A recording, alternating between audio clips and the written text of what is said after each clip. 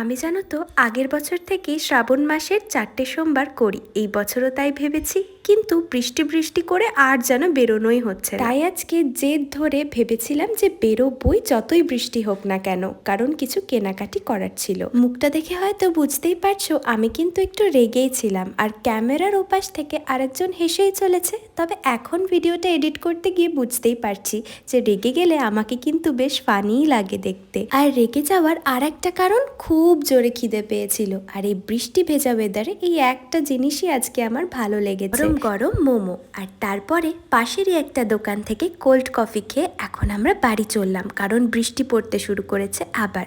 এই বছর ভেবেছিলাম শ্রাবণ মাসে আমিও সবুজ চুড়ি পরবো, তাই সেই মতন সবুজ চুড়ি, মেহেন্দি, সবুজ টিপ, আরও বেশ অনেক কিছু কিনে এনেছিলাম। এখন সেগুলো পরেই একটু ট্রায়াল চলছে। আমার তো খুব পছন্দ হয়েছে, আর খুলতেই ইচ্ছে করছে না। তোমরা কমেন্ট করে জানিও তো কেমন লাগছে। তাহলে দেখা হচ্ছে অন্য একটা ভিডিওতে। Till then, by.